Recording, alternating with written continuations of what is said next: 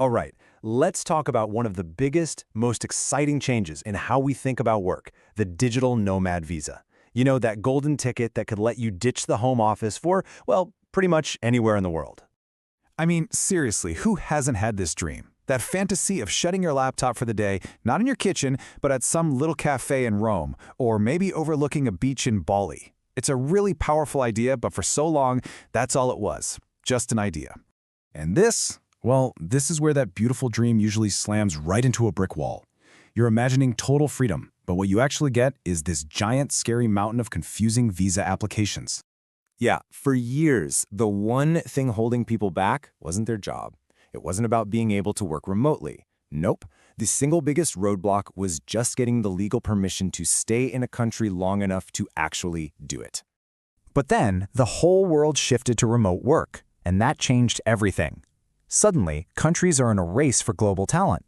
And to compete, they've created this brand new tool, the digital nomad visa. And let's be clear, this isn't just a slightly different tourist visa. It's a whole new category, designed from the ground up for people like us who make a living online. So where are all these amazing opportunities?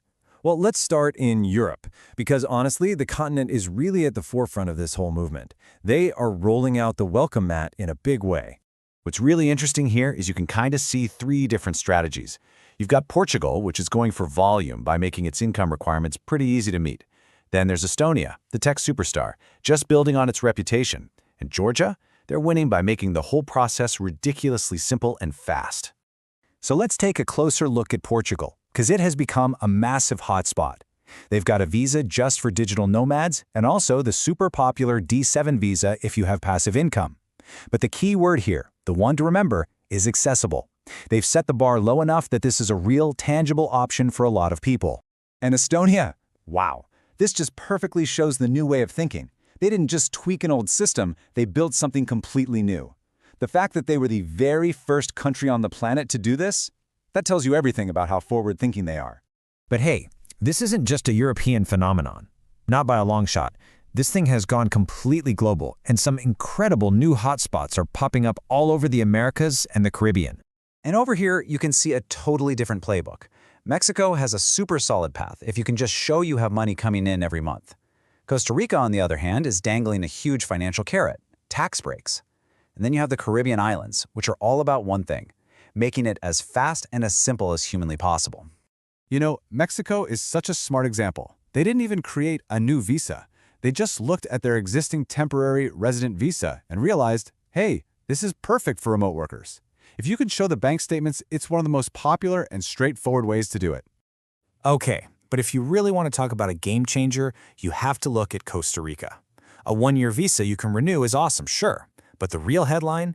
You pay zero local income tax on your remote work earnings. That is a massive, massive incentive designed to get people there.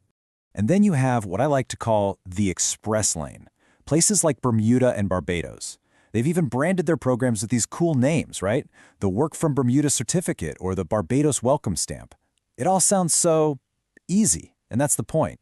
It's all online, with as little paperwork as possible, just to get you there without the usual headache. All right, we've looked at the options from Europe all the way to the Caribbean, so now for the most important part. How do you go from just being inspired to actually making a plan? This is where you really start to take control. So here it is, your three-step checklist. Number 1, money. What's the minimum income you have to prove each month? Can you hit that number? Number 2, the actual process. Is it a simple online form, or do you have to go to an embassy in person? And number 3, and this one is crucial, taxes. Will you owe local taxes? You have to figure this out because the last thing you want is to be paying taxes in 2 different countries. These 3 questions, they're your starting line. Look, it can feel like a lot to figure out. I get it.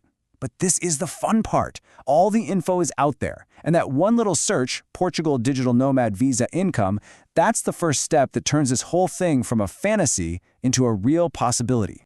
So let's just zoom out for a second.